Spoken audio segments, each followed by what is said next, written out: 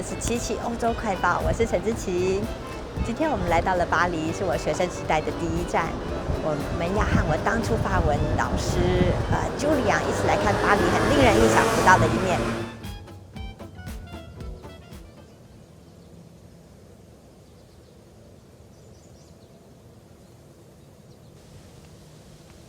Bonjour Julian. Ah, bonjour Titi, comment ça va? Très bien. Bienvenue dans le premier jardin partagé du 5e arrondissement. Donc ici tu as des potirons par exemple, là tu as des tomates, derrière tu as du maïs qu'on a planté. C'est que des variétés anciennes, donc tu as du maïs bleu, tu as du maïs vert, tu as des tomates blanches, tu as des tomates bleues, des choses qu'on ne trouve pas dans un supermarché. C'est vraiment très beau ici. Julien, dis-nous, c'est vraiment nécessaire d'avoir ce genre de jardin. Tu sais, on a tout ce qu'il faut à Paris déjà.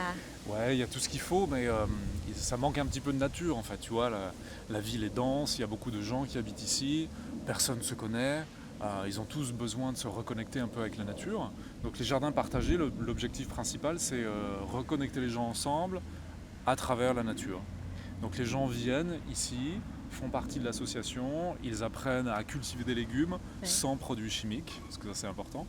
Et en même temps, on crée du lien social, on se rencontre, et voilà, ça participe un petit peu à la vie du quartier. D'accord, c'est très bien. J'ai vu aussi il y a quelques abeilles qui Ouais, volent. tout à fait. En fait, on a besoin de créer des refuges pour eux.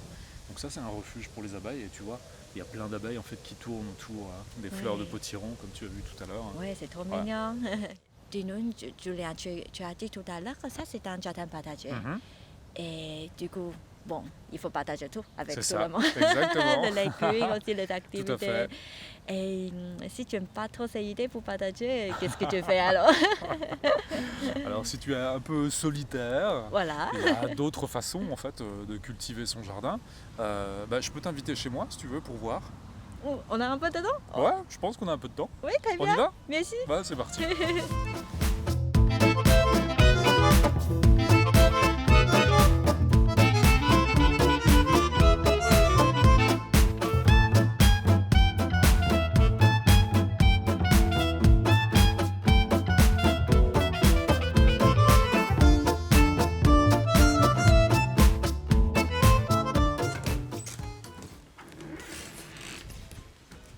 Wow, qu'est-ce que c'est truc de fou!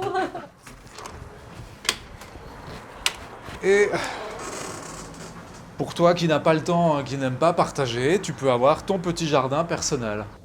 Tu peux installer une petite boîte comme ça dans laquelle tu fais pousser ce que tu veux comme légumes. Tout ce que tu as besoin, c'est un peu d'espace et bien sûr du soleil.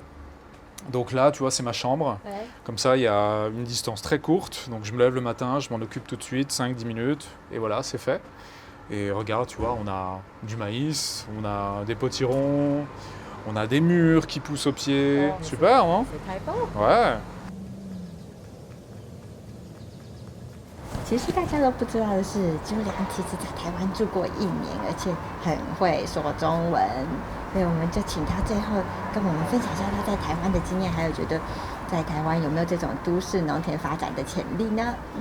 我住在台湾的时候是住在淡水啊，我在淡水看到有很多大楼，然后大楼的顶楼有很多空间都没有用的，人都没有利用的，但是我很想去那边种菜，所以我要请大家用这个空间种菜，因为你们台湾有太阳、有下雨，还有温度，所以应该种菜会成功，对不对？